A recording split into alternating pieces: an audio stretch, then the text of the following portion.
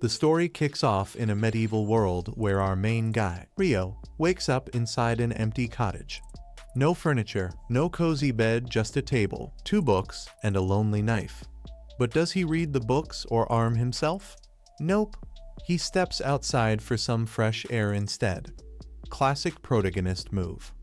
Surrounded by towering mountains, Rio checks his hands and mutters, "Water, come forth," and bam, a little splash of water appears. Magic confirmed. But how did we get here? A few days earlier, Rio found himself floating in a white, endless void. Before he could panic too much, an angel appears, reads his mind like an open book, and reassures him that he's not in the afterlife yet. The angel, whom Rio mentally nicknames Michael, cheerfully admits he's been lonely in this realm for years, but also breaks the news that Rio got flattened by truck Kun back on Earth. Ouch. Rio, being genre savvy, immediately realizes he's getting reincarnated. He tells Michael he just wants a slow, peaceful life. Michael says, "Sure, buddy," and reincarnates him in a place called Faya Magical World where only 20% of people can use magic. Lucky for Rio, he's one of them, and he's best matched with water magic probably because of that chill lifestyle request. Michael drops him into a cottage in the middle of the Rondo Forest. He stocked the place with food and 2 books, one about the world and one about magic. After actually reading the book finally, Rio learns how to summon water and starts getting the hang of magic. He even figures out that he doesn't need to say spells out loud, just imagine them. And boom, magic happens. Not bad for a beginner. He uses his water magic to fill up the bathtub, only to realize the water's freezing cold. Time to make fire. He tries the good old caveman method and fails miserably. But then, using some high school chemistry, he splits water into hydrogen and oxygen, accidentally freezes it into ice, then uses the ice as a magnifying glass to focus sunlight and start a fire. Fire unlocked. Bath achieved. Clean and relaxed, he realizes he'll soon run out of food. But going outside means monsters, and that tiny knife Michael gave him isn't going to cut it literally. So, he starts working on attack spells. His first attempt, Water Ball, is about as threatening as a water balloon. He tweaks it into Water Jet, but it still can't damage a tree. He switches focus to Ice Magic Stronger, but way harder to control. After days of trial and error, he becomes decent enough to form ice crystals, even if he still can't shoot them like projectiles.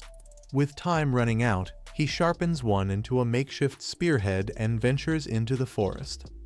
While gathering herbs, a lesser boar charges at him.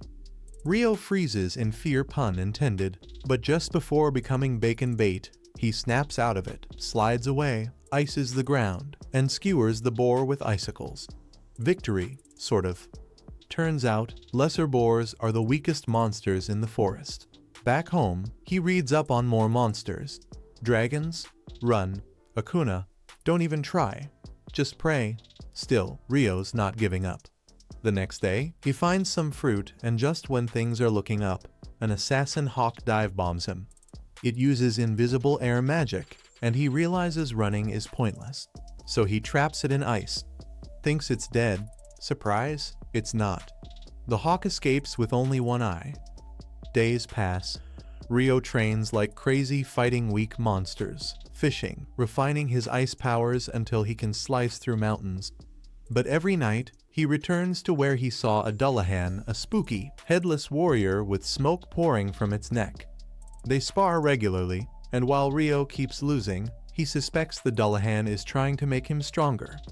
One day, the Dullahan forges an ice sword and silently offers it to him. Rio accepts. Teacher vibes achieved. Then, the hawk comes back. Bigger, blacker, and angrier than ever. Yep, it evolved. It blasts through all of Rio's defenses like paper. In desperation, Rio grabs the Dullahan's sword and finally defeats the hawk for good. He gives it a moment of respect, realizing it evolved just to fight him. A worthy rival. But the world's not done with surprises. A dragon shows up and talks. Telepathically, Rio's shocked. The dragon's shocked he can use telepathy again. They have a chat, and when Rio shows the ice sword, the dragon instantly recognizes it. It's the sword of the Fairy King. Wait, what? The dragon asks what Rio did to earn such a gift, but Rio has no clue. They part ways, and Rio continues living his not-so-slow life. Meanwhile, Mr. Angel upstairs checks Rio's status screen and realizes he missed something huge. Rio has eternal youth. The last guy didn't have that, so Michael didn't notice. And as Rio enjoys his new powers, a mysterious red-haired boy washes up by the riverbank. Who is he? One day, Rio heads down to the beach. When he gets there, he finds a wrecked ship just chilling on the sand. Curious, he checks it out and spots a guy lying next to it. But then, from the other side of the beach, he hears someone groaning. Turns out, someone did survive. That survivor is Abel, who thought he was going to die at sea after a giant sea monster wrecked his ship during a massive storm. But plot twist, he wakes up in a warm bed, all his stuff neatly placed on a nearby table. He grabs his gear and heads outside, hoping to get his bearings, but all he sees is trees. Right then, Rio strolls out of the house like it's totally normal to be living in the middle of nowhere, half naked in a loincloth. Abel's confused and also mildly concerned about Rio's fashion choices, but before asking anything too rude, he thanks him for saving his life. Rio shrugs it off, saying all he did was carry Abel home. Unfortunately, Abel was the only one left alive. Abel isn't too broken up about it, though they were all illegal smugglers. Rio doesn't totally get what a smuggler is, but whatever time for lunch, Abel's clearly starving. Over their meal, Abel can't hold it in anymore and asks why Rio is dressed like a caveman. Rio calmly explains that he's broke and also isolated. There's literally nowhere nearby to buy clothes even if he had money. Abel's surprised, but honestly impressed. For a guy living in the woods with no resources, Rio's got it pretty together. Abel asks if the meat they're eating was caught with that knife on the table, but Rio says that's just for butchering. He hunts using water magic. To prove it, he casually fills a jug with water. Abel is floored. Where he's from, even in the Central Plains, only half the people can use magic. Rio's surprised too. He was told it was rare. After lunch, Abel says he wants to check something back at the shipwreck. Rio agrees to guide him. On the way, Abel notices Rio doesn't use a magic staff and assumes it's another money issue. Feeling a bit guilty, he offers to handle any monsters they run into as payback for Rio's help. Rio tries to tell him that he can hold his own just fine, but Abel insists. When they get back to the wreck, all the bodies are gone. Rio guesses some monster probably cleaned up the mess. Lucky for Abel that Rio found him first. Abel looks around but doesn't find what he was looking for. When Rio asks what's next, Abel says he needs to regroup with his friends, but they're far north, and he's not even sure how far south he is now. It's going to be a long trip. So he turns to Rio and asks, "Wanna come with me?" Rio is caught off guard but agrees. He's curious about the world beyond the trees anyway. But first, he needs to wrap up a few things, so they agree to leave the next morning. That night, Rio heads out into the forest alone. Abel finds it weird, especially since Rio said there's no one else around, but decides not to pry. Turns out, Rio's meeting Delahan, his forest sparring partner. This might be their last match for a while, so Rio plans to go all out. They duel, and though Delahan is still better, Rio puts up a good fight and even manages to push him back a little. After the match, Delahan gifts Rio a special robe as a farewell present. Rio is genuinely touched. The next morning, the journey begins, but almost immediately, they run into a boar monster. Abel tells Rio to step back, then uses a flashy move called Total Impalement to skewer the beast like a shish kebab. Rio's jaw drops. He's never seen a non-magic move that strong. Abel explains that people who can't use magic fight with combat skills. Later, they reach a marsh full of lizardmen. Abel wants to avoid a fight, But while circling around, Ryo senses the lizards creeping up on them. He warns Abel, who preps for battle, but Ryo decides to take over. With a flick of his hand, he launches a flurry of ice spears and wipes out the lizard squad. Abel is speechless. Afterward, Abel asks how Ryo managed to cast multiple spells at once.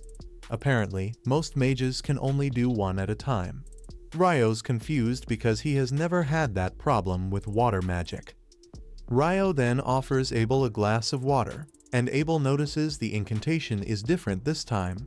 When asked why, Ryo just plays it cool. Truth is, he doesn't need incantations. Eventually, they leave the forest and enter rocky terrain, only to find out they've accidentally wandered into a rock golem hotspot. Rocks start flying, and Ryo is fascinated. These golems look nothing like he expected. Abel tries using total impalement again, but the golem just regenerates. Ryo figures they need a one-shot knockout, so he summons a giant ice cube from the sky and crushes the golems with it. They find a huge magic stone in one of the crushed golems and decide to keep it. Abel mentions that monsters like golems are often found in dungeons. Dungeons? Ryo lights up like a kid at a candy store. Why didn't Abel mention dungeons earlier? Luckily, there's one in Lune, the very town they're headed for. On the way, they chat about dwarves and elves. Dwarves are short, strong, and love crafting. There are a bunch in Lune. Elves, on the other hand, mostly stay in forests and avoid people. Abel only knows one in Lune. Suddenly, Ryo senses something terrifying. A giant griffin appears. Yeah, they're in trouble. Thinking fast, Ryo tosses out some meat. Abel follows suit. The griffin snatches up the snacks and flies away, apparently satisfied. Abel says griffins haven't been seen near human lands in centuries, so if they're showing up here, that mountain is probably holding back all kinds of nightmare fuel. And sure enough, their next encounter is a flock of wyverns. Abel wants to detour, but Ryo's had enough. He jumps out and slams the wyverns with icicle spears like he's playing Whack-A-Dragon. Abel is amazed. Normally, it takes 20 adventurers to take down even one wyvern. After hacking their way through more beasts, they finally reach the other side of the mountain.